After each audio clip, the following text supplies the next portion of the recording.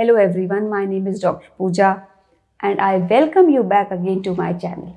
Friends, आज हम अपने आस्क योर डेंटिस्ट सीरीज में अपने कुछ और पेशेंट्स की क्वेरीज का आंसर देंगे और हम ये डिस्कस करते हैं कि क्या उनकी क्या प्रॉब्लम्स है और उनका क्या बेस्ट पॉसिबल सॉल्यूशन हो सकता है। तो फ्रेंड्स, आइए सबसे पहले सवाल लेते हैं ज्योति जी का। ज्योति जानना चाहती है कि ब्रेसेस से कोई प्रॉब्लम तो नहीं होती, उनके दांतों के बीच में गैप है और उसमें क्या खर्चा आ जाएगा। तो ज्योति जी, ब्रेसेस ट्रीटमेंट में कोई प्रॉब्लम नहीं होती है, प्रोवाइडेड आपकी टूथ हेल्थ, आपकी बोन की हेल्थ और आपकी एज इसको अलाउ करती हो और आपका जो गैप है डेफिनेटली ये क्लोज हो जाएगा। इसके लिए हमें आपके कुछ इंपॉर्टेंट जांचें करानी होती हैं, एक्सरेज वगैरह हमें देखने होते हैं। उसके बाद हम आपको पूरा ट्रीटमेंट का शेड्यूल बता देते हैं। और खर्चे की बात यह है, जैसा मैं आपको पहले भी अपने वीडियोस में बता चुकी हूँ, ये डिपेंड करता है आप कौन सा अप्लायंस चूज़ करते हैं, आपकी level of the complexity of your dental problem क्या है और आपका ट्रीटमेंट कितने समय तक हमें कंटिन्यू करना पड़ेगा। तो ये कुछ चीज़ें हैं जिन्हें आप डिटेल में अपने ऑर्थोडोंटिस्ट से डिस्कस कर सकते हैं और उसी के अकॉर्डिंग आपका खर्चा भी आता है। नेक्स्ट फ्रेंड, सवाल है गार्गी जी का। ये जानना चाहती हैं कि क्या ब्रेसेस अगर आपके लगे हों तो हम क्या चेहरे की तरफ से रेस्ट कर सकते हैं। तो किसी को अगर हैबिट है इस तरह से उल्टा लेटने की तो उससे टीथ पर तो कोई इफेक्ट नहीं होगा। गार्गी जी, मैं ये कहना चाहूँगी कि डेफिनेटली आप कोशिश करें कि अगर आपके ब्रेसेस लगे हैं तो आपके फेस और आपके टीथ पर कोई अलग से कोई प्रेशर ना लगे। इसके लिए बेटर ये है कि आप इस तरह से ना लेटें कि आपके फेस पर एक्स्ट्रा प्रेशर अप्लाई हो। कोशिश करें सीधा ही लेटें। अगर थोड़ा बहुत आपको ऐसी हैबिट है तो इससे कोई परेशान होने वाली बात नहीं है। नेक्स्ट फ्रेंड, सुब्रता जी जानना चाहती हैं कि क्या प्रेग्नेंट लेडीज़ ऑर्थोडोंटिक ट्रीटमेंट के लिए जा सकती हैं। तो डेफिनेटली सुब्रता जी, आप ऑर्थोडोंटिक ट्रीटमेंट के लिए जा सकते हैं। Apart from the extraction part, उसमें आपको थोड़ी सावधानी रखने की ज़रूरत है और उसमें हम आपको कुछ इंस्ट्रक्शंस देते हैं जिसमें हम आपके कुछ इंपॉर्टेंट टाइम के दौरान आपके एक्सट्रैक्शंस को नहीं करेंगे, प्रीपोन कर सकते हैं, पोस्टपोन भी करना पड़ सकता है। इसके अलावा आपको कुछ गम्स रिलेटेड इश्यूज़ भी हो सकते हैं प्रेगनेंसी में। तो अगर आपका ट्रीटमेंट पहले से चल रहा है तो उसे आप कंटिन्यू कर सकते हैं। Apart from the extraction part इतनी कोई प्रॉब्लम नहीं आती।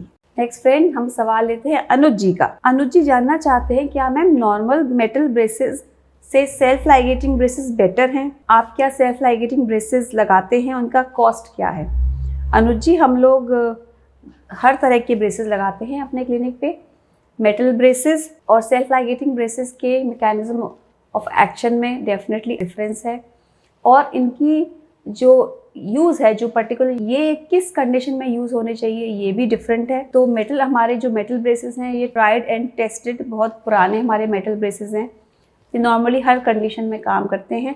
और सेल्फ लाइगेटिंग ब्रेसेस कुछ टिपिकल मैलऑक्लूजन्स में बहुत अच्छा काम करते हैं, तो हम पेशेंट्स को उनको रेकमेंड करते हैं क्योंकि अब ये टेक्निक अवेलेबल है। और रहा सवाल का, तो no doubt self ligating braces जो है वो मेटल ब्रेसेस से काफ़ी एक्सपेंसिव होते हैं क्योंकि इनकी एक जो मेकिंग है, जो इनकी टेक्नोलॉजी है, ये बहुत डिफरेंट है, कंटेम्प्रेरी है और इनका टाइम भी जो है वो स्टडीज़ में पाया गया है कि ट्रेडिशनल ब्रैकेट से ये कम टाइम में अपना ट्रीटमेंट ख़त्म कर देते हैं। नेक्स्ट फ्रेंड्स, गुंजन जी जानना चाहती हैं कि मेरे ट्रीटमेंट में पायरिया की प्रॉब्लम है, तो इसमें क्या टूथपेस्ट ठीक रहेगा। गुंजन जी, इसके लिए हमें आपको एक बार क्लिनिकली एग्जामिन करना ज़रूरी है कि आपको किस लेवल का पायरिया है और उसके अलावा और भी क्या कॉम्प्लिकेशंस हैं। उसके हिसाब से हम आपको मेडिकेशंस एडवाइस करते हैं। कई बार केवल टूथपेस्ट से आराम नहीं मिलता है, आपको दवाई भी लेनी होती है, साथ में टूथपेस्ट, माउथ वॉश और जेल्स का भी यूज़ करना पड़ता है। तो अपने डॉक्टर से मिलके प्रॉपर मेडिकेशन लीजिए और प्रॉपर पायरिया का ट्रीटमेंट लीजिए जिससे आपका जो पायरिया है जल्द ही ठीक हो और इससे आपको आने वाले जो टीथ में और जो गम्स में, अंडरलाइंग बोन में फर्दर कॉम्प्लिकेशंस ना। लास्ट हम सवाल लेते हैं आयशा कितवई जी का। आयशा ही जानना चाहती हैं, उन्होंने 2.5 साल तक ब्रेसेस का ट्रीटमेंट लिया था और इसके बाद इनको प्लेट्स दे दिए गए थे, पर इनको ऐसा लगता है कि प्लेट से इनके टीथ वीक हो गए हैं एंड दे आर शेकिंग।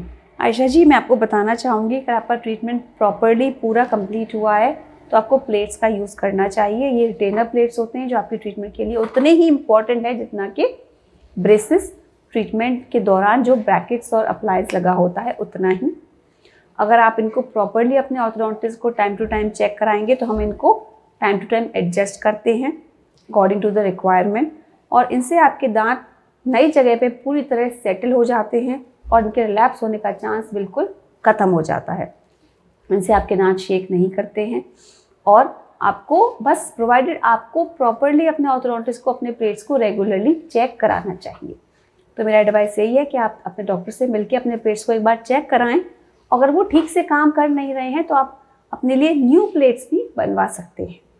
तो आप अपने ऑर्थोडोंटिस्ट से मिलिए और जो भी आपकी प्रॉब्लम है, अगर आपको प्लेट्स दोबारा सजेस्ट करते हैं तो दोबारा लगवाइए, ताकि आपका ट्रीटमेंट प्रॉपरली जैसा हुआ है वो बना रहे और उसमें किसी प्रकार की कोई प्रॉब्लम ना आए। तो आई होप फ्रेंड्स आपको आज के सवालों के जवाब से आपकी जो क्वेरीज हैं वो आपको उनके आंसर्स मिल गए होंगे। And we wish to see you in the next episodes of ask your dentist. आपके जो भी सवाल हैं, जो भी क्वेरीज हैं, आप हमें हमारे चैनल पर भेज सकते हैं। We will be happy to answer all your queries. Thanks for watching the video.